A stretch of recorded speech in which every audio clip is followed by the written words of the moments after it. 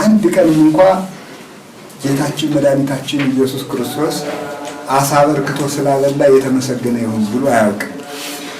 14ቱ መልእክቶቹ ላይ ህብስት አበርክቶ ስላበላም ብሎ አያውቅም። ሁሉ ጊዜ እንዲህ ነው። ወዛ ቆላስይስ ስንል ይትባረክ እግዚአብሔር አብ ወልድ እግዚእነ ኢየሱስ ክርስቶስ ዘረሰነ ከመንረስ መክፈል ተርስቶሙ ለቅዱሳን ይላል። እዚያኛውም ስንሄድ 14ቱም ላይ እንደዚህ ነው። ቅዱስ ጴጥሮስም ደግሞ እንደዚህ ነው። ይትባረክ አብ ወልድ እግዚእነ ኢየሱስ ክርስቶስ ዘወለደነ በምህረቱ ብሎ ነው የሚጀምረው ቅዱስ ጴጥሮስ። ሁላቸውም እንዲህ ያለን የሚሉት ለምንድን ነው? ሁልጊዜ ጌታ አሳ ማበርከቱ ድውያን መፈወሱ ፈውሷል። ለምንድን ነው ይሄንን እንደ ታላቅ ነገር እያመሰገኑ ያልሰበኩበት? ለምንድን ነው? ሁልጊዜ ከባርነት አወጣን ዘአግዓዘነ ማሩተ ኃጢአት ነው የሚባለው።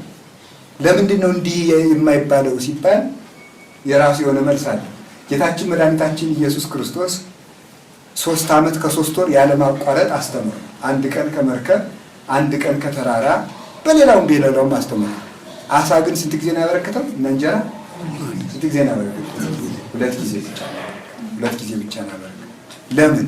አልዓዛርን ብቻ ሙት አስነስቶ አሳየ እና ሌላ ወለተ ኢያኢሮስን ወልደ መበለት ጥቂት የሆኑ ሙታንን አንስቶ አሳይቷል። ጠቅላላ ሙታንን ግን አስነስቶ አላሳየም። ለምን? እነዚህ ነገሮች ሁሉ የክርስትና ዓላማ ሳይሆኑ ለክርስትና ማስረጃ የሆኑ ዘንድ የተደረጉ ናቸው። የእግዚአብሔርን መግቦቱን ከሃሊነቱን እንድናውቅ ብቻ የተደረጉ ናቸው እንጂ እነዚህን ዓላማ አድርገን እንድንከተል የእግዚአብሔር ፈቃዱ አይደለም። የእግዚአብሔር ሐሳቡ በረከት መንፈሳዊ ነው። በረከት መንፈሳዊ ለምሳሌ አሁን እዚህ ያላችሁ እናንተ ቤተክርስቲያን ታገለግላላችሁ በአቅማችሁ፣ እኛም እንደዚያው። ሽልማታችን ካንሰር ቢኖርብን፣ ቲቪ ቢኖርብን ወይ ደግሞ ኤድስ ቢኖርብን ያን መፈወስ አይደለም ሽልማታችን። ያንን እንደተሸከምነው መቅረትም ሁሉ ሽልማት፣ ያን እንደተሸከመው መቅረት ጭምር። እንጀራ ያጣው ማግኘቱ አይደለም፣ እንጀራ አጥቶ ቀርቶ መቅረቱ ጭምር በሽልማት። የታሰረ ሰው መፈታቱ አይደለም በረከቱ፣ እንደታሰረ መቅረቱም ጭምር ሽልማት። የተሰደበ ሰው የመሰደቢያው ዘመን ቀርቶ እንደ ዮሐንስ መጥምቅ፣ ቅዱስ ዮሐንስ መጥምቅ የእናት አባቱን ነቀፌታ ያስወገደ ልጅ። ብዙ ሰው እናት አባቱን ያሰድባል። እሱ ደግሞ የበቅሎ ልጅ በቅሎ ቢወልዷት እንጂ አትወልድ እየተባሉ የሚሰደቡ ዘመዶቹን ከስድብ አድኗቸዋል። እንዲያ ስድብ እንዲርቅልን ብቻ አይደለም፣ እንዲያስኖ ብቻ ሳይሆን እንደተሰደብን መቅረትም ሽልማት። እንዲያውም መሰረታዊ ሽልማት እነዚያ ናቸው። እነዚህ ጥላዎች ናቸው፣ ወደ እነዚያ የምንሄድባቸው መንገዶች ናቸው። እና ጌታችን መድኃኒታችን ኢየሱስ ክርስቶስ ለሰው ልጅ የሰጣቸው በረከቶች ትልቁ አሳ ማበርከቱ፣ እንጀራ ማበርከቱ ይሄ የአይሁድ ዓላማ ነው። አይሁድ ምንድን ያህል አበርክቶ ሲያበላ ቢራቡ ያመሳል፣ ቢታመሙ ይፈውሳል። እንዲህ ያለውን ቢያነግሱት ምን ይበሳል? ምን ይጎዳል ማለት ነው? ይጠቅማል እንጂ እየተሯሯጡ ፈለጉት፣ እየተሯሯጡ በላይ በታች። እሱ ደግሞ ጠፋች ይሄን አለ። ሐዋርያትን ራሱ ቆይታችሁ ነው አላቸው። ለምን? አለን የሚሉ እነሱ ናቸውና ለክብራቸው ሲሉ እኛ ይዘን እንሰጣቸዋለን ብለው እንዳይሰናከሉ በግድ ሾሙታላችሁ በእኛ እጅ ነው እንዳይሉ ሐዋርያትን ማዶ ተከትሎ ሄዱና መምህር የጠፍተን ስንፈልግ አሉ። አይ አኮ ዘተሐስሱኒ በእንተ ዘሬክሙ ታምራተ አላ በእንተ ዘበላይክሙ ወጸገብክሙ ህብስተ። አሁን የምትፈልጉኝ የቃሌን ትምህርት የእጄን ታምራት ብላችሁ አይደለም፣ አምላክነቴ ማርኳችሁ አይደለም፣ የምትፈልጉኝ ስላበላኋችሁ ነው። ተገበሩን ከሳኮ ለመብል ኃላፊ አላ ለመብ ዘይነብር ለሕይወት ዘላለም ዘይወበክሙ ለጓለማ ይህንን ስትታችሁ የሰው ልጅ ለሚሰጣችሁ ለሕይወት እንጀራ ድከሙ ብሎ መልስ መለሰላቸው። አሁን የሚገርመው መዝሙሩ ስትሰሙት እግዚአብሔር ያበላል ያጠጣል፣ ባዶ ማዲጋዬን ይሞላልኝ። ስብከቱም ሲሰማ እንደዚያው ሰው ምድር ሲባል ከዚያ በኋላ የተራበውን ሕዝብ 5 እንጀራ አበርክቶ አጠገበው። ክብር ለአምላካችን ሲሆን ሲባል እልልታ መግለጥ። መከራ ሲመጣት ለምንድን ነው እልል የማይባለው? ጾም እልል ያስብላል። አሁን ለጾም እንኳን አደረሳችሁ ተባብሎ ያውቃል? የትንሣኤ እንኳን አደረሳችሁ ይባላል። ለጾም እንኳን አደረሰ ግን አይባባል። ሽልማት መሆኑን ስለማያውቅ እግዚአብሔር የባረከን መከራ በመስጠት መከራ ለሰው ልጅ ሽልማት ጌጥ፣ እንደ መከራ ያለ ጌጥ የለም። በእውነቱ እውነት ለመናገር አሁን እና ባጭሩ እንጀራው የበረከተው ዓሣ የበረከተው እንጀራ የተሰጠ የእግዚአብሔርን መግቦት እስክናውቅ ድረስ ነው። ለሐዋርያትም አበረክትላችኋለሁ አይደለም ያላቸው፣ እናንተም የተጎደላችሁ ሳበረክት አላያችሁም ያለ እንጂ ግን አላበረከተላቸው። ይህን ከሃሊነቴን እያወቃችሁ ያለ እንጀራ ስላኖራችሁ እንደምችል አታውቁምን ብለው ሄዱ። አንድ ጊዜ የሆኑ ሰዎች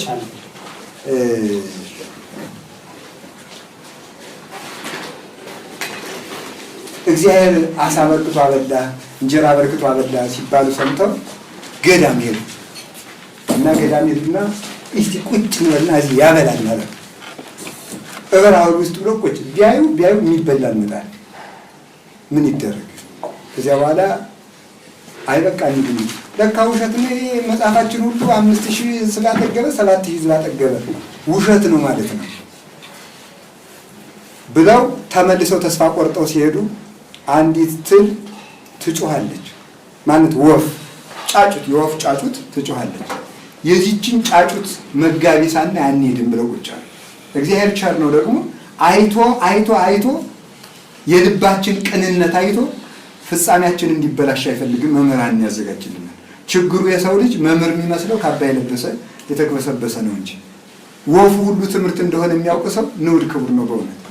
ያቺን ወፍ አዩና ይቺን ወፍ የሚመግብ የዚችን ወፍ ምግብ ሳና አንሄድም ማለት 11 ሰዓት ላይ ነጫጭ ትሎች ከሰማይ ሲወርዱ አዩ። ይቺን ትል የመገብ አምላክ እኛንስ ይረሳናል? ባሪያው በአምሳሉ የፈጠረ ብለው እንግዲህ ከሞትንም እዚሁ እንሙት ብለው ቁጭ አሉ። ቁርጥ ህሊናቸውን ሲያይ ህብስት ከሰማይ ላከላቸው። ቁርጥ ህሊና አሁን ያ እግዚአብሔር ያበላናል እንዲሉት አይደለም ያን የላከል ባይሰጠንም እንሙት ስላሉ ብቻ ተሰጣቸው። ባይሰጠንም እንሙት በማለታቸው ተሰጣቸው። ስለዚህ እግዚአብሔር የሚመሰገነው እንዲሰጠን፣ እንዲያለብሰን፣ እንዲሹመን ያለችን ሀብት ንብረት ወይም ዕውቀት ወይም ያለችን መልክ ወይም ያችን ዝና ባለችበት እንድንቀጥል ባለበት እንዲቀጥል የሌለንም እንዲሰጠን ሳይሆን ይሄ ሁሉ ተቀምጦ ጭምር መከራውንም ጌጥ አድርጎ እንዲሰጠን። ምክንያቱም የሰው ልጅ የሚደሰትባቸው ምድራውያን በረከቶች ሁሉ አላቂ ናቸው። ሲያልቁ አብረው ያልቃሉ። ሰማያውያን በረከቶች ግን አያልቁ። የማያልቁ ጸጋዎች እስከ ዘላለም ድረስ የሚቀማቸው የሌለ ተወዳዳሪም የሌላቸው የሚቀናባቸውም የሌለ መንፈሳውያን ሽልማቶች መከራዎች ናቸው እና መንፈሳዊ በረከት እግዚአብሔር የምናመሰግነው መንፈሳዊ በረከት ስለባረከን ነው እንጂ እግር ስለሰጠን ዓይን ስለሰጠን በዚህ ሁሉ ይመሰገናል። ይህም ግን ለእስላሙ ሁሉ ሰጥቶታል። ለእስላሙም ሰጥቶታል፣ ለፈላስፎችም ሰጥቷቸዋል። እኛ ግን የምንደነቀው የምናደንቀውም በመንፈሳዊ በረከት ስለባረከን ነው። መንፈሳዊ በረከት ልጅነት ነው። ልጅነት ወንጌልን ያህል ትምህርት መስጠት፣ ከምድራዊ ትምህርት አውጥቶ ወንጌልን ያህል ትምህርት ወንጌል መንግስትን እንድንማር ማለት። እኔ እኮ በእውነት አሁን ወንጌልን ከመስማት በላይ ለሰው ግን ምን አልታል? ሰዎች እኮ የምድር ባለስልጣናት ትልልቅ የከበሩ ምስጢራትን ዝግ ስብሰባ እያሉ ነው የሚሰበሰቡ። እግዚአብሔር ግን የዘጋብን ነገር የለም። የመንግስቱን ወንጌል ገልጦ ነግሮን አንድነቱን ሶስትነቱን ሳይገልጥ ቅድመ አኗኗሩን ህልውናውን ቀዳማዊ ዳህራዊነቱን ልብነቱን ቃልነቱን እስትንፋስነቱን ማንነቱን ሳይሸሽግ ነግሮናል። ሙሉ በሙሉ የአቅማችን ያህል ቢሆን እሱ የራሱ የሆነ ምክንያት አለ እና ይህንን ማድረጉ እግዚአብሔርነቱን ማሳወቁ በራሱ እሱነቱን ማወቃችን መንፈሳዊ በረከት ነው። ደስታችን በዚህ ላይ ካኖር ነው ለዘላለም አንቀማም። ለዘላለም የሚቀማን ምድር ብትደመስ ሰማይ ዝቅ ቢል ይሄን ደስታችን የሚቀማን ነገር ነው። ሁሉም ነገር ግን ይቀማል። የኢዮብ ሚስት ከብቶቹ ላይ ነበር አይኗ የተንጠለጠለው፣ ከብቶቹ ላይ፣ ልጆቹ ላይ። እሱ ግን የተንጠለጠለው የመከራውን ጌጥነት ነበር የሚመለከተው። ለዚያም እግዚአብሔር ከሰነፎች እንዳንዷ ነሽ ነው ያለው። እግዚአብሔር ባርኮ ወሙት ስትለው እግዚአብሔርን ስደበውና ሙት አለች። አንቺ ከሰነፎች እንዳንዷ ነሽ። እኛም አሁን ከሰነፎች እንዳንዶች ነን። መሆን ያለበት የሰው ልጅ ያለውን የደረሰበትን ጉስቁልና ሽልማትና ጌጥ አድርጎ ሲይዘው። በእውነት እኮ ነፍስ እንዴት እንደምታየ ይሄ እኩይነትን የሚስማማ እኩይ ግን ያይደለም። እየሰማችሁ እኩይ ያይደለም። እኩይነት ግን የሚስማማው ስጋችን ሲጎሰቁል ነፍስ በእውነቱ እንዴት ያለ ጥሩር እንዴት እንደምትደፋ፣ እንዴት ያለ ጽዱል ጫማ እንደምትጫማ፣ እንዴት ያለ የብርሃን ዝናር እንደምትታጠቅ፣ በእውነት እንዴት ያለ መንፈሳዊ መነጽር አድርጋ አምላኳን እስከ ማየት አየራቱን ነጥቃ እንደምትሄድ ብታዩት እጅግ የሚያስል። ስጋ የመከራ ካባ ሲለብስ ነፍስ ደግሞ የብርሃን ካባ ትለብሳለች። የብርሃን ዘውድ ይደፋለታል። መከራ ዘሎ ሰው ልጅ ጌጡ ነው በእውነቱ እና የሰጠን ወንጌልን መስማቱ ትልቅ ሀብት ነው ለሰው ልጅ ትልቅ ሽልማት አድርጎ ይህን ወንጌል መሰጠታችን ነዋ። ወንጌል መንግስቱ ለወልደ እግዚአብሔር እንትንስ በወንጌል መላእክነ ወበነቢያት ናዘዝከነ ይባላል። ይህ ትልቅ መልእክት ነው። በወንጌል መራሃል። እውር ነን መመራት ይገባናል። ወደዚህ ሂዱ ወደዚህ አትሂዱ ብለህ መራሃል። አሁን በሆነ ገደል ሊገባ ሲል እውር የሆነ ሰው አባ እማ እሱ ገደል ነው ወደ ቀኝ ያለ ሰው እንዴት አይደነቅም? በእውነቱ ክርስቶስ ወደ ራሱ ነው የመራን። ራሱን ወደ መምሰል መርቶናል። የመራን ደግሞ ወደ ቀኝ ታጠፉ ወደ ግራ ታጠፉ ብሎ ሳይሆን ራሱን ወደ መምሰል ነው የመራን። የራሱን ክብር እስከ መምሰል ድረስ መራን። እስከዚያውን ድረስ ደግሞ ዝም አላልከንም። በነቢያት መጣሁላችሁ እያልክ ስታጽናና ቆየን እያልን የምናመሰግነው ለዚህ ነው። ስለዚህ ወንጌል መሰጠቷ ትልቅ ሀብት ነው። በእውነቱ ሀብት አድርጎ የሚቆጥረው አለ። አሁን የስልኩን ያህል ለወንጌል ጥንቃቄ የሚሰጥ ሰው የለም። በእውነቱ መንገድ ሲሄድ መጽሐፍ ቅዱስ ለያዝ ወንጌል አንብቤያለሁ የሚል የለም። የትራንስፖርት ሳንቲም ይዣለሁ ሊል ይችላል እንጂ ማለት ነው። ደግሞ መኪና ያላችሁ ካላችሁ ጋዝ ሞልቼበታለሁ ማለት ነው። እንዲያ ከማለት በቀር ወንጌልን ይዟት የሚሄድ ማን አለ? ትልቅ ሀብት እንደሆነች በረከት መንፈሳዊት ማለት እሷ ናት። የክርስቶስ ልቡ የሆነች እሷን ከመቀበል በላይ ሀብት የለም። ሌላኛው የሥላሴን ልጅነት ማግኘት እጅግ መንፈሳዊ በረከት ነው። ትልቁ ደግሞ አንዱ ሽልማታችን በረከት መንፈሳዊ የሚባለው ደግሞ መንፈሳዊ የሆነ ሰው መንፈሳዊ መልክ አለው። መንፈሳዊ መልክ ያለው መንፈሳዊ በስጋዊ የማይጠፋ በሚጠፋ አያድርምና የማይጠፋ በሚጠፋ ስለማያድር በማትጠፋ መንግስተ ሰማያት ለመኖር እኛ የማይጠፋ ስራ እንድንሰራ መንግስቱን ከፍቶልን። ለምሳሌ አነ ውእቱ ሐረገ ወይን ወአቡየ ተካልዮ፣ እኔ የወይን ግንድ ነኝ። የወይን ግንድ ነኝ ማለቱ ይላሉ አባቶቻችን ሲተረጉሙት ቅርንጫፍ ሁሉ ከግንድ እየተነሳ እንዲወጣ በጎ ስራ ሁሉ ክርስቶስን እያዩ ይሰሩታል። በጎን ስራ ሁሉ ምናኔ ከክርስቶስ የተገኘ ወሆሮን ክርስቶስ ለሐምስ ግብራት ብሎ ቅዱስ ዲያቆኖስ ወስዶልናል። ጌታችን ኢየሱስ ክርስቶስ በዚህ ዓለም 5 ግብራትን ለሰው ልጅ አስተምሯል ብሎ ወሆሮን ጊዜ ኢየሱስ ለሐምስ ግብራት እነዚህን አስተምሯል። አንደኛው ግብር መጠመቅ ነው። አሁን ክርስቶስ ከድንግል እንደተወለደ እኛም ከድንግል እንወለዳለን ይላል አባ ጊዮርጊስ። ክርስቶስ ከድንግል እንደተወለደ እኛም ከድንግል እንወለዳለን። አንደኛ ጥምቀትን ከክርስቶስ በላይ የገባበት የለም። አንድ ሁለተኛ ደግሞ የእመቤታችን ማኅፀን ክርስቶስን ከወለደች በኋላ ለዘላለም ቅድመ ጸኒስም ድህረ ጸኒስም እንደምታውቁት ቅድመ ወሊድ ድህረ ወሊድ የታተመ ሆኖ ይኖራል። ጥምቀትም እንደዚያው ናት። ለዚሁም ማስረጃው ሰው ሲገባባት ትከፈላለች። መልሶ ከወጣ በኋላ በዚህ ነው የገባ በዚህ ነው የወጣ የሚል አሰር አይገኝባትም፣ ምልክት አይገኝም። ሲገባ አስገብታ መልሳ ትታተባለች። እኛም ህትምት ከሆነች ጥምቀት እንድንወለድ ከድንግል ተወልዶ ከድንግል እንድንወለድ አድርጎናልና በዚህ ምክንያት ክርስቶስ እጅግ መንፈሳዊ በረከትን ሰጠን። ከዚያ ቀጥሎ ደግሞ የሰጠን ምንድነው? ከጥምቀት ጀምሮ ምናኔን ቀጥሎ የሰጠን ምናኔን ትልቅ ሀብት አድርጎ ሰጥቶን ጌታችን መድኃኒታችን ኢየሱስ ክርስቶስ እንደተጠመቀ ወደ ገዳም ሄደ። የባለ ትዳርም መናኛ እንደምታውቁት አብርሃም ማለት ምን ማለት ነው ብያችሁ ሳልነገር ብያችኋል። አበብዙዋል። ሌላስ? አብርሃም ማለት የብዙዎች አባት። የብዙዎች አባት የሚለው ውስጥ እጅግ የሚገርሙ ምስጢራት አሉ።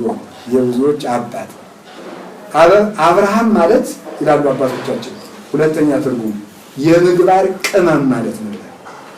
አብርሃም ማለት የምግባር ቅመም። የምግባር ቅመም ማለት የእናት አባቱን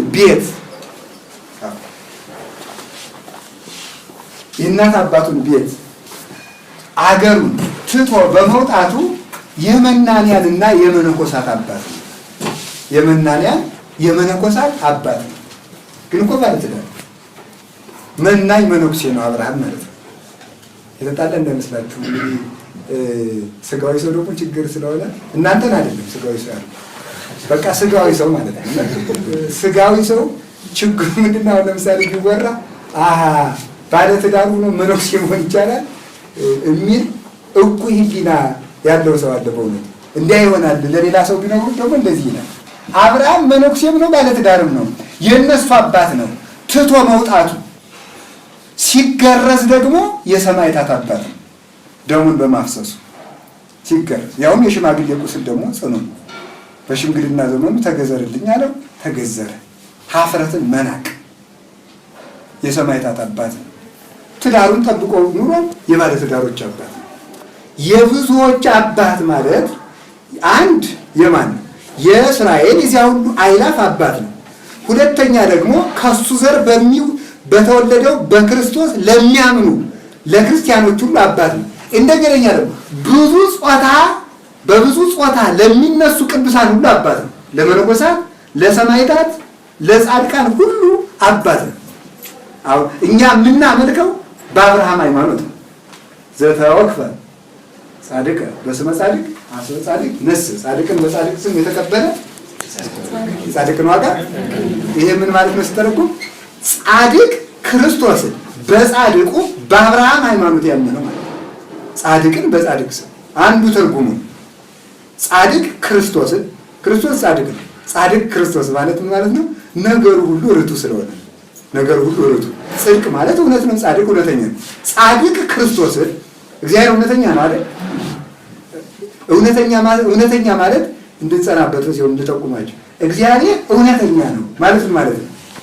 እኛ ያደርጋቸው ስራዎች ሁሉ እንከን የለበትም። ለምሳሌ አሁን ዛሬ እዚህ እንደተቀመጥ መሬት ተሰንጥቃሽ ዋጫቸው ቢለኛል አይበለውና ነው አይደል? ይበለውና ማለት ጭምር ነው እንግዲህ በረከት ነው ሳይት ማለት ይበለውና ጭምር ብሎ መከተል እና አይበለውና መሬት ተሰንጥቃ እንድትውጠን ቢያዛትና ብትውጠን ትክክል ነው አይደለም? ይሄ ነው ትክክል ማለት። እግዚአብሔር ኢዮብን ሀብት ሲሰጠውም ልክ ነው፣ ሲነሳውም ልክ ነው። የእግዚአብሔር ስራ ሁሉ ትክክል እና በዚህ መሰረት አባታችን ስለዚህ ጻድቅ ክርስቶስን አሁን መጻጉዕን ፈወሰው ባይፈውሰውም ትክክል ነው። ጻድቅ ክርስቶስን በጻድቁ በአብርሃም ሃይማኖት የሚያምን እሱ የአብርሃምን ዋጋ ያገኛል። የአብርሃምን ዋጋ የተክለ ሃይማኖትን አምላክ በተክለ ሃይማኖት እምነት ያመነው በእሳቸው መንገድ የተከተለ የእሳቸውን ዋጋ ያገኛል። በቅዱሳን መንገድ ያመለከው እንዲሁ ዝም ብሎ ዝክር የዘከረ በስማቸው ብቻ አይደለም። በእነሱ እግዚአብሔር የምኖቻችን አምላክ ነው የምንለው የአባቶቻችን አምላክ አይደል? እስቲ የአባቶቻችን አምላክ ነው። የአባቶቻችን አምላክ ማለት በቃ ደግሞ ይሄም ትርጉም አለው እያል እንዳላባክናቸው የአባቶቻችን አምላክ የሚለው ቃል በራሱ ለእኛ ብዙ መልእክታት ነው። የአባቶቻችን አምላክ ከሆነ እግዚአብሔር ለአባቶቻችን እንዳደረገ ያደርግልናል ብለን እንድንሰራ አንድ። ሁለተኛ ደግሞ አባቶቻችን እግዚአብሔር ብለው ያመለኩት በቀልድ አይደለም። የአባቶቻችን አምላክ ነው፣ የእኛ አምላክ አይደለም ማለት ግን አይደለም። የአባቶቻችን አምላክ ከሆነ በአባቶቻችን መንገድ ልናመልከው ግድ ይላል ማለት ነው። እና በዚህ መሰረት ጻድቅ አብርሃም የዚህ ሁሉ የምግባር ቅመም ነው። ቤት በአንድ እንጨት እንደማይሰራ ሁሉ አሁን ይሄ ቤት ያው በእንጨት መመሰል ለከተማ ሰው ችግር ነው። በብሎኬት የተሰራ ቤት ነው ይሄና ፌሮ አለው፣ ውሃ አለ፣ ሲሚንቶ አለ። ይሄ ሁሉ በቃ ወዘተርፍ እናንተ የምታውቁት ይሄ ሁሉ ተውጣቶ ነው የተሰራ። ሲሚንቶ ብቻ ያለ ፌሮ ቢደረግ ቤት ይሆናል አይሆንም? ጽድቅም እንደዚህ ናት። ከብዙ ነገር ትውጣጣለች። ተሐነጹ ቤቶ እንዳለ ቅዱስ ጴጥሮስ የእግዚአብሔር ቤቱን ሆናችሁ ተሰሩ። ለዚህ ሁሉ ማገር ቋሚ ግድግዳ አለ። ጽድቅ ባንድ አያልቅም። ከምጽዋቱ ከጾሙ ከብዙ ነገሮች ተውጣቶ የሰው ልጅ የእግዚአብሔር ቤቱ ይሆናል ማለት ነው። አንዱ ሲፈርስ ሰው አንድ ቤት ሲያፈርስ ከቤቱ አንድ እንጨት ቢነሳ ብልህ ሴት ቤቷን ትሰራለች፣ ሰነፍ ግን በእጇ ታፈርሳለች ይላል ሰሎሞን። ስለዚህ በሰሙ ብቻ ድንች የምትቀቅልበት ስታጣ አንዱን ከግድግዳው ላጥ አድርጋ ትቀቅልበታለች ማለት ነው። ለሰሙ እኮ ነው በቤቱ በእጇ የምታፈርሰው። ከዚያ ያኛው ይላል ለአንድ ውሻ ተቀደደ ብሎ፣ ሁለት ላጥ ለሁለት ውሻ ተቀደደ፣ ሶስት ላጥ ለማይበረ ውሻ ተቀደደ ማለት ነው። ለጅቦችም ተቀደደ። ከዛ ምን ችግር አለ? ለአህያ ሁሉ ተቀደደ፣ ለአሳማ ሁሉ ተቀደደ፣ ለበሬም ተቀደደ። በሬስ ድሮም ቤቱ ለአንበሳ ተቀደደ፣ ለጅብ ተቀደደ። ለምን ያልተቀደደ? ለሁሉም ምቹ ሆነ ማለት ነው። ልክ እንደዚህ የሰው ልጅ ጽድቅን በቀነሳት የጀመራትን ደግ ስራ በቀነሳት ቁጥር ለርኩሳት ህሊናት ክፉ ህሊናት አሉ፣ የሚወጡ የሚወርዱ የምናስባቸው ክፉ ህሊናዎች አሉ። ለእነዚያ በር እንከፍታለን። ለሰይጣን አንድ በር እንከፍታለን። ካስለመድናቸው ጸሎት አንዱን ባቋረጥን ጊዜ፣ ከጾም ሰዓታችን በቀነስን ጊዜ ለሰይጣን አንከፍትለታለን። አንዱንም ስንጨምር እንዘጋበታለን። ከዚያ ሰው ያው ልቡን ለሁለት ነገር ነው መክፈትም መዝጋትም ያለበት። ለክርስቶስ ይከፍታል፣ ለሰይጣን ይዘጋል። ለክርስቶስም ደግሞ ይዘጋበታል። ምን ማለት ነው? ለክርስቶስ ይዘጋበታል። ክርስቶስ እንዲገባ ይከፍታል፣ እንዳይወጣ ይዘጋል። አጥብቆ መያዝ። አረጋዊ መንፈሳዊ እንዲህ ነው። ብርሃን ክርስቶስ በልብ ገብቶ እንዲያበራ ልብን ክፈትለት። ከገባ በኋላ ግን እንዳይወጣብህ ዝጋይ። አጥብቀህ ያዝ። የጀመርካትን ቅድስና ፈጽማት። ደግ ስራን ዳር አድርሳት። አትሰልች ማለት ነው። ሰው ይሰለቻል። እንደምታዩት በሰንበት ትምህርት ቤት በማህበራት በምናምን ያገለግልና ይደክመዋል፣ ሰልቹ ነው። ከዚያ በኋላ እሱ ሲወጣ ቤተክርስቲያን እስከምትናድ ከቤተክርስቲያን አንድ እሱን እንዳንዱ የሚቆጥር ሰው ሁሉ አለ። እኔ ከዚህ በኋላ ይሄ ስራ ይበቃኛል ብሎ እንዲገለገል ሁሉ የሚፈልግ በአገልግሎት እንዲገለገል ሁሉ ቅዱስ ጳውሎስ እዚያ ለፊልጵስዩስ ሰዎች እንዲሁ እናንተን የሰጠን እግዚአብሔር የተመሰገነ ይሁን አላቸው። ምክንያቱም ታስሬ ሳለ እስመ ትሄልዩ ሊተ ለትካዜ ለሚያስፈልገኝ ነገር እያዋጣችሁ ስለምትልኩልኝ ተመስገን አላቸው። በኋላ ምን አላቸው መልሶ እንዳይጠግቡና እንዳይቆሩ አኮ ቤዘንተ በእንተ ዘኃጣይኩ እንዲህ ግን የምላችሁ የሌለኝ ስለሆነ እንዳይመስላችሁ። እስመ አምር ከመ ያክለኒ ዘብዬ ያለኝ እንደሚበቃኝ አውቀዋለሁና። ጳውሎስ ምን ኑሮት ነው ያለኝ ይበቃኛል ያለ ቢሉ ይልና ተርጓሚው ሃይማኖት አለውና ብሎ ይናገራል እንጂ ጳውሎስስ አንድ አህያም አልነበረው። አንድ አህያ የነበረው ቅዱስ ጴጥሮስ ነው። ያንም ትቶት ነው። ቅዱስ ጳውሎስ ግን ምንም አልነበረው። ስለዚህ ሰው ሲያገለግል አንድ አገልግሎት ባቆመ ቁጥር በዘገየ ቁጥር የቀድሞ ትጋቱን በተወ ቁጥር ለሰይጣን አንድ በር ይከፍትለታል ማለት ነው። አንዱ የሰጠን ጌታችን ኢየሱስ ክርስቶስ ምናኔ ነው ማለት ነው። ምናኔ ማለት መነነ ናቀ ማለት ነው አይደለ? መነነ ናቀ ነው። ምንኩስናው አክሊል በመድፋቱ ይታወቃል። ብሕትውናው ቆሮንቶስ በመግባቱ ይታወቃል ይላል አባቶቻችን። ያው ብሕትውናና ምንኩስና ይለያያል እንደምታውቁት። ሰው በነገራችን ላይ አዲስ አበባ ብዙ ባይታዊ ነው። ባይታዊ ሚጌሊ በጣም ብዙ ሰው ነው ያለው። ባለፈው እኔ ሰምቻለሁ። በነገራችን ላይ አንድም ሰው አብሮት የሚኖር ከሆነ ባይታዊ አይባልም። አንድም ሰው አብሮት የሚኖር ሰው ባይታዊ አይባልም። በከተማ እየተሸረቀቁ ባይታዊ መባል መነኩሴ ሊባል ይችላል። መነኩሴ ከሆነ መነኩሴ ማለት ትርጉም መንኮሰ ሞተ መንኮሰ ድሃ ሆነ ማለት ድሃ ሆነ። ድሃ ነው ራሱን ድሃ አድርጎ በዓለም ላይ ግን ይነግስባታል። ያለ ዓለምን ንቁ። በነገራችን ላይ እኮ የዓለምን መናቅ መልሶ በዓለም ላይ ንጉስ መሆን ነው። መልሶ በዓለም ላይ ዓለምን አትዘሽብኝ ብሎ ሲያበቃ ሰው እኮ አላወቀውም እንጂ በእውነቱ ማለት ዓለም ስትገዛ ዓለምን እሺ በጎ ሲላት ዓለም እንደፈለገች ትግዛዋለች። ዓለምን ሲንቃት ግን እንደፈለገ ማዘዝ ይችላል። ዓለም እንዴት ያለች ናት? ተቃራኒ የምትወደው ሲንቋት የምትገዛ ናት፣ ሲወዷት ግን የምታዋርድ እንዲህ አይነት ናት። እና ቆብ በመድፋቱ አክሊሉን አሁን ለምሳሌ እንግዲህ ምንኩስና አርበኝነት ነው ይላል። ለልጆቻችሁም ጭምር እንድታስተምሩት ያላገባችሁም ካላችሁ ብትመነኩሱ የምታስቡ ትኖራላችሁ። እግዚአብሔር ይመስገን። ቆብ አክሊል መንፈሳዊ ውትድርና። ቆብ ምንድን ነው? ቆብ እንትን ነው። ይሄ የወታደር ቆብ ታውቃላችሁ? ያ ነው ቆብ። ቆቡ የዛ ምሳሌ ነው። ይሄ ትጥቁ እንትን ቅናቱ ዛሬ የሚያደርገው ይኑር አይኑር እግዚአብሔር ነው የሚያውቀው። ቅናት አለ የሚታጠቁት። የናው ነገር መንፈስ ቅዱስ ሰንሰለት ነበር። ጋጋታ ሲም ቅናቱ እንዲህ አይነት ናቸው። ቅናት ወይም ደግሞ መቃድም ይባላል። ሰፊ የሆነ ከእንትን የሚሰራ ከቆዳ የሚሰራ እሱ በዝናር ይመሰላል። በወንጌል ጫማ ይመሰላል። ከዚያ በኋላ በመቋሚያ ጦሩ በመቋሚያ ይመሰላል።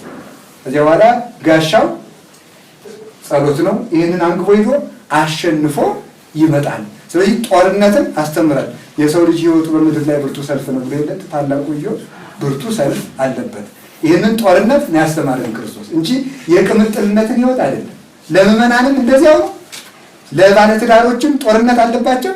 ለመነኩሴም ማጽኖ ባት አለበት፣ ለባለትዳርም ማጽኖ ባት አለበት አይደል? አንዲት ሚስት ይዞ መኖርም በአት ማጽናት ነው። አንድ ባል ይዞ መኖርም በአት ማጽናት ነው። ስለዚህ ለእያንዳንዱ መከራ አለበት እና አንደኛው ምንድነው የሰበከን? ጥምቀት፣ ምናኔ። መነነ ማለት ናቀ ማለት ነው። ባይታዊ ማለት ደግሞ ብቸኛ ማለት ነው። መነነ ናቀ ነው። አሁን እኛ ልንንቃቸው የሚገቡ ነገሮች አሉ። እግዚአብሔር በሚያውቀው ልንንቃቸው የሚገቡ ቀለል አሁን ሰው ምን ያህል ቀላል እንደሆነ ነው የምታዩት። ቀለል ያሉ ቁሳዊ ነገሮችን ሲደሰትባቸው ታዩታላችሁ በእውነቱ ማለት ነው። አሁን ሰው ምን ላይ እንዴት ብሎ ወደ ቁሳዊነት ከበረከት መንፈሳዊ ግን ወደ ቁሳዊነት እንደወረደ የምታዩት እኮ እጅግ በሚያስደንቅ ሁኔታ ትርጉም የማይሰጡ ሀብል የመሰሉ እዚህ ላይ አሁን ቀይ፣ ቢጫ፣ አረንጓዴ የሆኑ እዚህ ላይ የሚደረግ ምንድን ነው? በዚህ አድርጎ ያንን አድርጎ ሰው የክብረ በዓል አድርጎት እዚህ ላይ ይወዳል። ምንድን ነው? ፍጹም ቁሳዊነትና ምስኪንነት። በዚያ ወደ መደሰት ወርዷል ማለት አድጓል አይደለም። በዚያ ወደ መደሰት ወርዷል። እየወረደ እጅግ ፊልም በማየት ወደ መደሰት እየወረደ ሰው እንዴት በመጠጥ ወደ መደሰት እየወረደ በጣም በትንሽ ሳንቲም ወደ መደሰት እየወረደ በመብል እየወረደ ሄደ። በእንቅልፍ ወደ መደሰት እየወረደ ሄደ። መውረዱ እስከዚህ ድረስ ነው። ዛሬ እንዴት ያለ እንቅልፍ ተኛው ተመስገን ሲሉ ሰምታችሁ አታውቁም? አንዳንድ ሰዎች ማለት ነው። እነዚህ ሰዎች ራክተው አለቁ በቃ እዚያ ላይ ማለት ነው። በዚህ ወደ መደሰት መውረድ፣ ይሄን መናቅ ማለት ሰው እንቅልፍን መናቅ ያልቻለ እንደ ሰማዕታቱ ከቴም ጦርን ሊንቅ ነው። እንዴት ሊንቅ ይችላል? ሰው የራሱ የአካል ፍላጎት ዝሙትን መናቅ ካልቻለ ሰይፍ ቢመጣ ሊንቅ ይችላል? እንዴት ሊንቅ ይችላል? አሁን ለምሳሌ ሐሜትን እንኳን መናቅ አቅቶል እግዚአብሔር የሚያውቀው ግድ ብሎ በመንፈሳዊ ሀሳቡ ሐሜት ተንደርድሮ ይመጣል። ይሄ እኮ ሐሜት አይደለም፣ ለቤተ ክርስቲያን እውነቱን መናገር ነው እያል እኔ ወላለኝ ሁላችን እናማለን። ይህን መተው እንደ ምጥ የመጣፍ ነው አይደል? እንገራቸው እና ሴቶች ምጥ ያሰቃያቸዋል። ምጥ ካሰቃያቸው በኋላ እንኳንስ ባሎቻቸውን ይቅርና ለጋብቻ ያዋዋሉ ሰዎችን ሳይቀር ይጠላሉ በምጥ ጊዜ ይላል። ከወለዱ በኋላ ግን መልሰው ባሎቻቸው ጋር በተራክቦ ይገናኛሉ። መልሰው እዚያው ምክንያቱም በምጥ ውለጅ መልሰሽም ወደ ባልሽ ይሁን የሚለው ቃል ስላለ ማለት ነው። ያን ደግሞ እንዲያ ባይሆን ኑሮ ይቺ ባትኖር ኑሮ ተጣልተው ይቀሩ ነበር ማለት ይፋቱ ነበር። እንደ ምጡ ብርታት ቆርጠው የሚቀሩ ቢሆን ትዳር ተበተነ፣ ልጆችም አለቀሱ። መልሰው ግን ስለ ልጃቸው ልጅ ስለማግኘታቸው የምጡን መከራ ይረሱታል። ልጁ ያስረሳቸዋል። ከዚያ በኋላ ትዳራቸውን አጽንተው ይቀጥላሉ። ልክ እንደዚህ ነው። ልክ እንደዚህ እና በመንፈሳዊ ሲተረጉሙት አባቶቻችን ከወለደች በኋላ መልሳ ከወለደች በኋላ ከምጥ በኋላ መልሳ ወደ ባሏ ማለት ነው። በመከራም ጊዜ ወደ ክርስቶስ ማለት ነው። ተመልከቱ። ምጥ በመከራው ጊዜ ክርስቶስ ነው። እያማጠችም ሳለ የባሏ አለ፣ ከወለደችም በኋላ የባሏ አለ። ብንሞትም የክርስቶስ ነን፣ ብንኖርም የክርስቶስ ነን እንዳለ በሰይፍም እየተቀረደን ግን የክርስቶስ ነን ማለት እሱ ደግሞ በተቃራኒ ሲተረጎም ምጥ የምጥ ኑሮ ነው የምንኖር የምላችሁ ከምጥ በኋላ መልሳ ወደ ባሏ አይደለም። እኛ ደግሞ ከስብከት በኋላ መልሰን ወደ ኃጢአታችን በቃ ድግም እንግዲህ ዓላማ እንላለን መልሰን ስናመን እንገኛለን።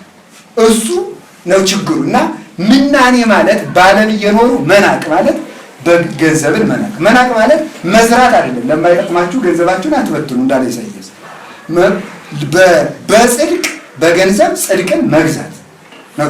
በዚህ አመፀኛ ገንዘባችሁ ጽድቅን ግዙበት እንደተባለ ለጽድቅ ማለት አንድ ገንዘብን መናቅ ማለት በገንዘብ ብሎ ጠብ አለመጣላት ነው። ባጭ ለገንዘብ ብሎ ጠብ አለመጣላት፣ ለገንዘብም ዓላማ አድርጎ ሃይማኖትን አለመከተል በገንዘብ ብሎ ያን መናቅ ያልች ስድብን መናቅ ክርስቶስ መስቀልን ናቀ። የመስቀልን መከራ እኛ ስድብን እንኳን መናቅ የማንችል ሰዎች ስድብን እንኳን የማንችል ሰዎች ነን። መስቀልን ስድብን ያልታገስ ለሌላም በጥቂት የታመነ በብዙ በስድብ ብንታመን ደግሞ በሰይፍ እንሾማለን። ሹመት በነገራችን ላይ ሰማዕትነት ሹመት ነው። ቅዱስ ጊዮርጊስ ምን እንዳለ ታውቃላችሁ? ጌታዬና መድኃኒቴ ኢየሱስ ክርስቶስ ሆይ መከራህን እንድሳተፍ ስላደረግከኝ አመሰግናለሁ ይል ነበር። ወደ መንኮራኩር ሲፈጭ ሲገባ ማለት ነው። ተሳትፎ እኮ ነው። ማንም እኮ ቢፈልግ አያገኛትም። አቡነ ተክለ ሃይማኖት ምንድን ነው ያለው? ጌታዬ መድኃኒቴ ኢየሱስ ክርስቶስ የምትወደኝ ከሆነ ሞትክን እንድሞት ፍቀድልኝ አለ። በሰማዕትነት ልሙት ያ ሁሉ 99 ዓመት መከራ ተቀብለው ተገርፈው ተወርውረው ሞትክን እንድሞት ፍቀድልኝ፣ በአስጨናቂ ሕማም ትሞታለህ፣ ያችን እንደ መከራ መስቀል ይቆጥርልሃለሁ አለችው። ይህና ሰማዕትነትና መከራ ሹመት ነው። ቢለምኑት ይገኛል። እና ግን ለዚያ ሹመት የሚያበቃን በጥቂቱ ስንታመን በእውነት አይሆንም እንጂ ሕፃናት ለምን ታረዱ የሚለውን ሲተረጉሙ አባቶቻችን የቤተልሔም ሕፃናትን ከበረከተ መስቀሉ ሲያሳትፋቸው አንድ ደግሞ ቆይተው ከክርስቶስ መከራ መስቀል እንዳይሳተፉ ቅን እንደሚሆኑ መጨረሻቸውን ያውቃልና ቆይተው ክርስቶስን እንዳይሰቅሉ በንጽህና ዘመናቸው እንዲያልፉ አደረጋቸው። ምነው እኛም በእውነት አሁን ደግ ባሰብንባት ጊዜ አሁን ቢወስደን እጅግ እኮ ግሩም እኮ ነው በእውነቱ። ይሄ ሰማዕትነት እጅግ ትልቅ ሹመት ነው እና ለመከራም እንዲሹመን ጭምር መለመን አለብን። እጅግ ትልቅ ሹመት መከራ ነው። ስለ ስም መከራ አባባኩሚስ ምንድን ነው ያለው? እየሰገዱ ወዛቸው መሬቱን እያራሰው እያጎደጎዱት ጌታ ኢየሱስ ክርስቶስ አንተ ብዬ እንዴት እንደምሆን አየኝ አለ። ከዚያ እሱ ደግሞ ዓርብ እንደተሰቀለው ተገለጠና አየሁ። እኔ ደግሞ እኔ ለአንተ እንዴት እንደተሰቀልኩ አላቸው። አላበጀሁም አሉ። ውሸቴን ነው ብለው እንደገና ደግሞ ስግደቱን ጨመሩበት ይላል። እኛ ደግሞ እና ይሄንን እኔ ልፋቴን ቁጠርልኝ አልኩ እንጂ ያንተን መከራ እያሳየ ምንድን ነው ብለን ተስፋ ቆርጠን ተቆጥተን ሰው እኮ በእግዚአብሔር ሁሉ ይቆጣል። የሚገርም በእግዚአብሔር ተቆጥቶ የት ይሄዳል? ከእግዚአብሔር ወደ እግዚአብሔር። እኔ በጣም ወትሃጣ ዮናስን ገጸ እግዚአብሔር የሚለው ታውቃላችሁ። ዮናስ ደግሞ ነው አዳምና ሔዋን በገነት ዛፎች መካከል ከእግዚአብሔር ፊት ተሸሸጉ። ማን ፊት ነው የተሸሸጉት?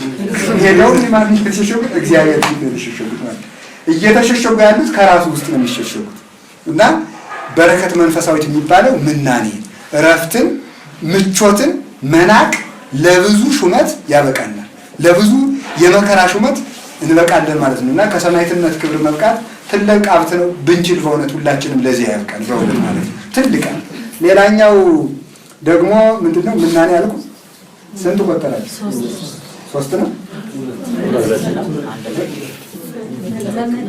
መጠመቅ፣ ጥምቀት፣ ምናኔ፣ ምንኩስና አልቆጥሮ ብላችሁ ነው ቆጠሩ ለየብቻ ነው መነኩሴ። ስለዚህ ከዛሬ ጀምሮ መነኩሴና ባይታዊ ለይታችሁ በእውነት ማለት ነው። በዚህ ዘመን ሰው ርዕሰ ባይታዊ ባይታዊ እያለ መነኩሴ ሁሉ ብጥብጥ ስላደረገ ስለሆነ ማለት ነው። ባይታዊ ማለት አንድም ሰው የሌለው ነው። ውሃ ቢጠመው የሚያጠጣው ቢያመው የሚያቃነው የሌለ ሰው። እሺ ከዛ ቀጥሎ ደግሞ ምን አስተማረን? ካዊነ ሰማዕት ሰማዕትነት። አሁን ስላችሁ ሰማዕትነት ማለት በጲላጦስ ፊት እውነትን ይዞ መቆም ማለት ነው። እውነትን ይዞ በመቆም ሌላውን ነገር ሁሉ ዝም ብሎ የታምሩኑ ከመግሩቡ ይፈቅትል ከህዋዩ ካለ ልገልህም ላድልህም ስልጣን እንዳለኝ አታውቅም እንዲህ አለ። የዚህን ጊዜ ቀልድ የለም አይደለ? አይ ይህን ስልጣን የለም የዚህን ጊዜ ብቻ ተናገረ። ሌላው ሁሉ ለአይሁድ መልስ ሁሉ አልተናገረም። ዝም ይሄን ነብዩ ዳዊት አስቀድሞ ተናግሮታል። አርመምኩ ለሰናይ ብሎ ለደግ ብዬ ዝም አልኩ ይላል። ለደግ ብዬ ዝም አልኩ። ክርስቶስ ቢከራከራቸው ኑሮ እንደፊቱ ዝም ስለሚያስ ዮሐንስ ድንቀት ከሰማይ ነው ከምድር ብሎ ጭጭ ስላለ እንዳደረጋቸው ዝም ስለሚያደርጋቸው መቅረቱ ነው። ከቀረ ደግሞ ሳንድን መቅረታችን ነው። ስለዚህ ድህነታችን እንዲፋጠን እሱ ዝም አለ። እውነትን የባህሪ አምላክነቱን መናገር በሚገባውና ጲላጦስ በአንተ ላይ ስልጣን አለኝ ሲለው ግን በአምላክነቱ ገብቷልና ያችን ለመናገር ተናገረ። ለሚጠቅሙ ነገሮች ብቻ አንደበቱን ገለጠ። አፉን ከፈተ አይባልም። የቤተ ክርስቲያን ልጅ አፉን ከፈተ አይባልም። እንትን አፉን ከፍቶ አስተማራቸው ምን አይታችኋል? እንደዚህ አይባልም። ምስጢር ገልጦ አስተማራቸው፣ አንደበቱን ገልጦ አስተማራቸው ነው። ጌታችን ኢየሱስ ክርስቶስ ሲናገር ለሚጠቅሙ ቃላት ብቻ ነውና እውነትን መናገር እውነት መናገራችን የሚያስገድለን ከሆነ መሞት ነው። አይ አሁን በዚህ ዘመን አንድ ፍልስፍና ሰው ለኃጢአት ጥቅስ አያጣም። እንደምታውቁት አጉል ሰማዕትነት ነው የሚለው ለምሳሌ ሰው በዚህ ዘመን ማለት ነው። እውነትን ለመናገር ለምን ጥቅስ የምንጠቅሰው? እውነት መናገራችን በነጋት የሚያሰነጥቀን ከሆነ በኢሳይያስ ተመክተን መሞት፣ የሚያስቆርጠንም ከሆነ እንደ ዮሐንስ መጥምቅ መቆረጥ፣ የሚያስወረውረን ከሆነ እንደ አቡነ ተክለ ሃይማኖት መወርወር፣ የሚያስፈጨን ከሆነ እንደ ቅዱስ ጊዮርጊስ መፈጨት።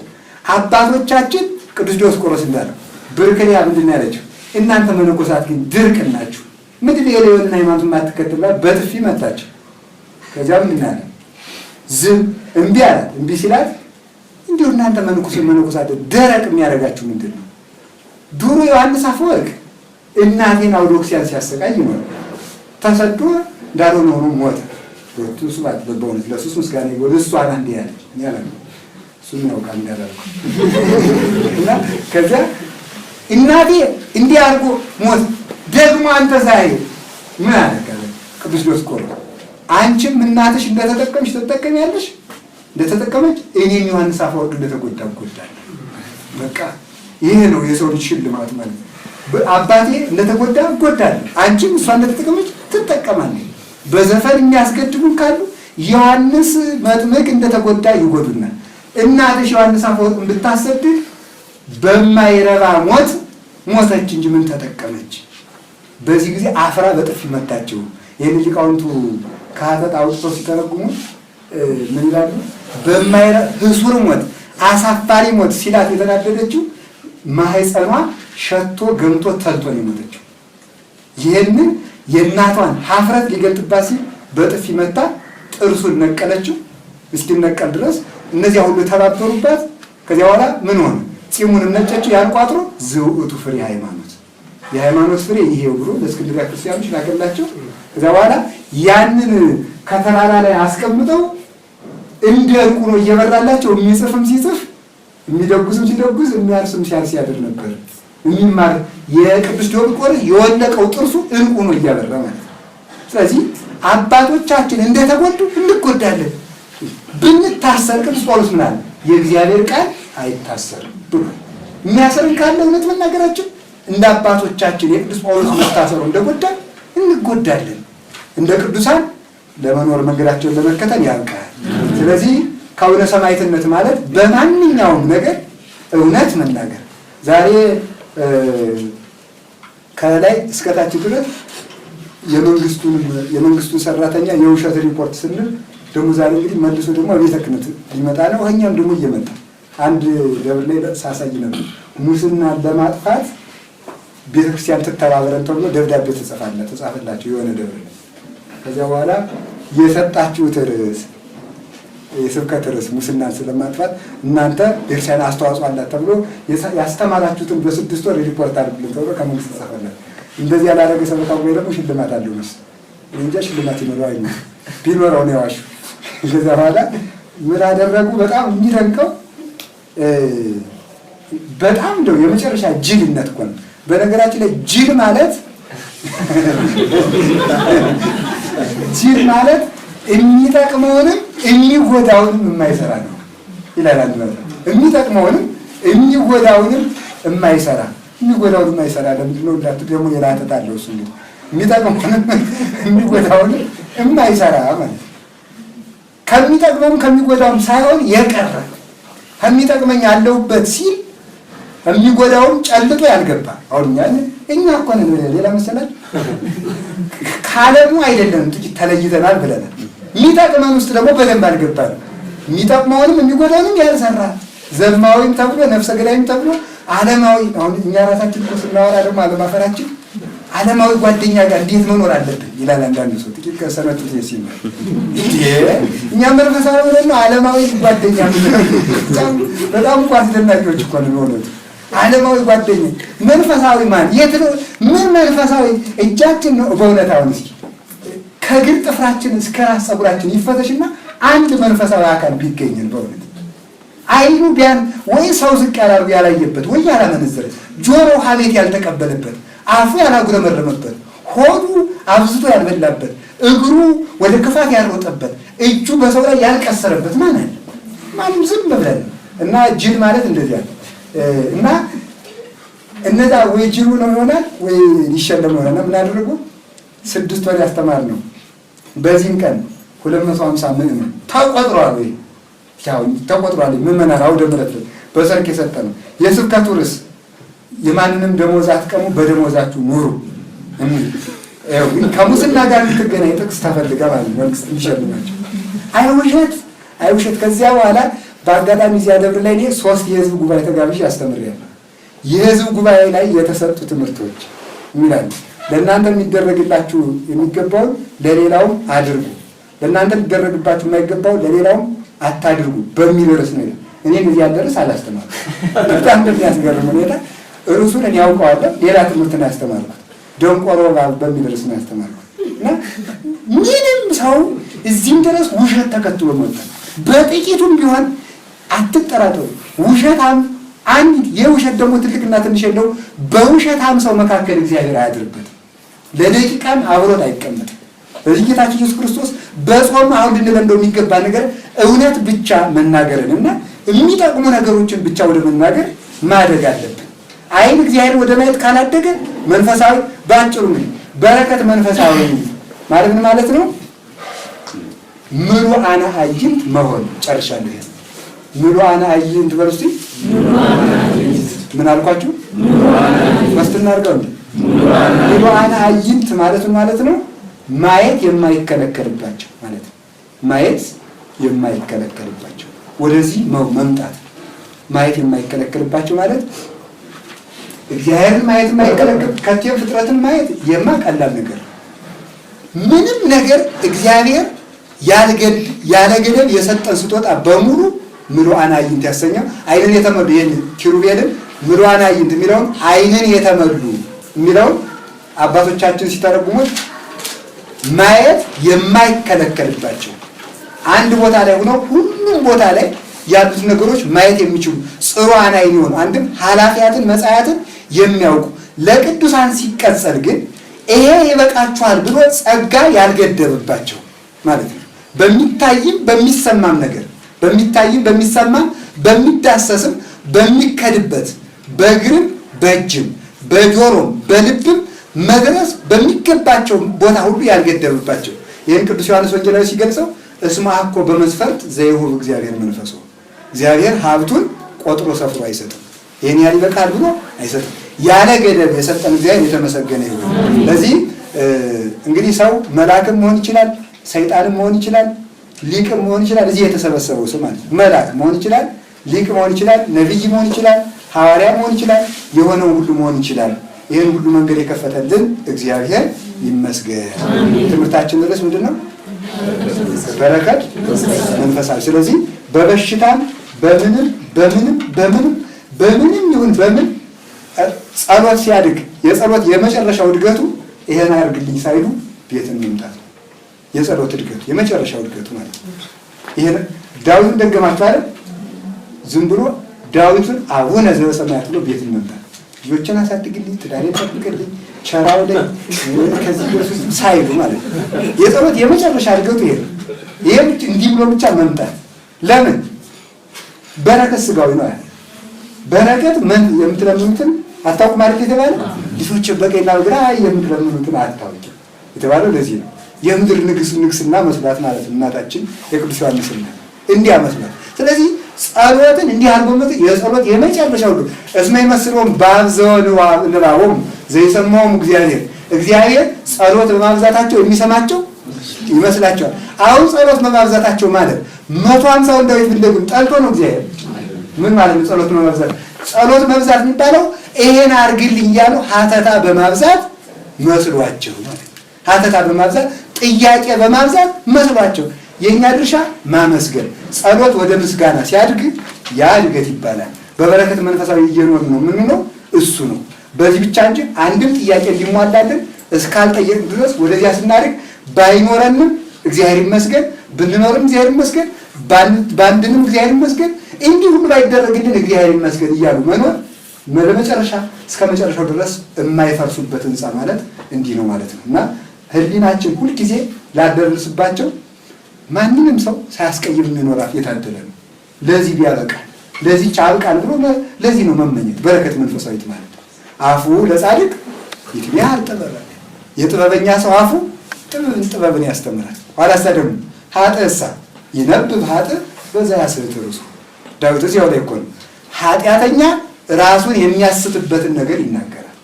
ራሱ የሚስትባትን የሚያስተውን ነገር ሲያወራው ይውላል፣ ያወራዋል፣ ለተግባር ያበቃዋል። በዚህ በመጨረሻው ሰዓት ጸንሰው ለሚያሳድጉ ወይበላቸው ይላል አይደል? ኃጢአትን በልብ ጸንሰው በአንደበት ወልደው በተግባር ለሚያሳድጉ ማለት ነው። ያስተማረን እግዚአብሔር ይመስገን። በመንፈሳዊ በረከት ያልቃል።